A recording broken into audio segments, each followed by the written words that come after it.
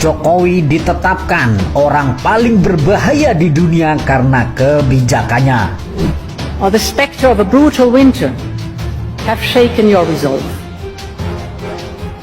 In this last year, your country has moved the world and has inspired Europe. I assure you that Europe will always stand with you. Kalau kita berani melakukan yang namanya industrialisasi dan hilirisasi terhadap sumber daya alam kita. Kita sudah berpuluh-puluh tahun selalu ekspor bahan mentah, ekspor raw material ini stop. Nikel sudah stop. Tahun depan ini yang saya incar boksit stop. Itu sudah, tembaga stop. Tembaga sudah, timah stop. Aduh, apa ini? Jangan pada deg-degan ya bro.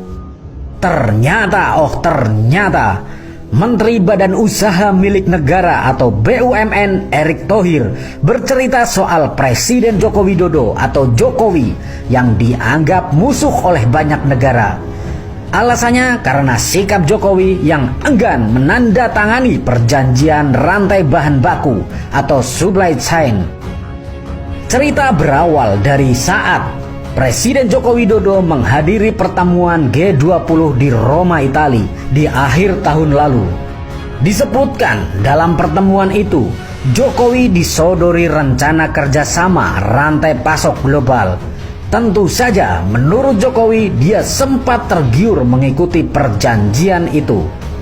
Apalagi katanya setidaknya ada 16 negara yang sudah berkumpul menandatangani kesepakatan global supply chain itu. Hal itu diceritakan Jokowi saat memberikan arahan dalam peringatan HUT ke-7 Partai Solidaritas Indonesia atau PSI pada Desember lalu. Saya pikir apa bagusnya kita ikut kata Jokowi.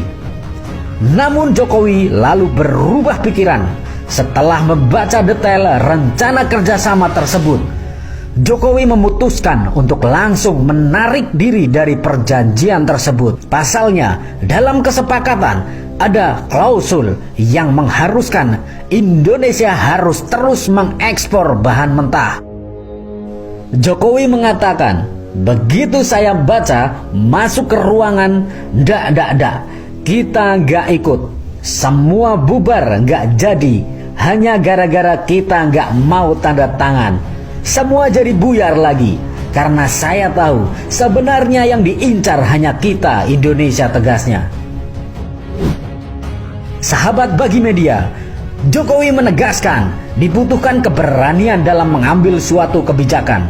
Apalagi menurutnya posisi Indonesia dalam hal ini memiliki peran yang sangat besar. Selain itu, sikap tak peduli dengan gugatan di WTO kembali dilontarkan Jokowi terkait gugatan Uni Eropa yang memprotes kebijakan pelarangan ekspor bahan mentah Indonesia, termasuk nikel secara bertahap.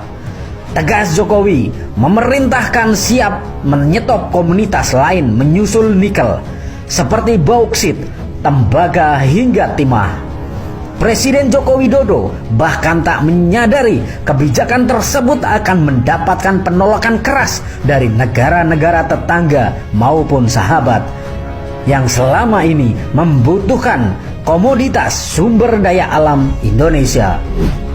Sahabat bagi media, sebenarnya langkah yang dilakukan Jokowi benar gak sih? Ayo, cor-cor bacor di kolom komentar. Jangan lupa buanglah sampah pada tempatnya. Merdekalah kita seutuhnya. Merdeka.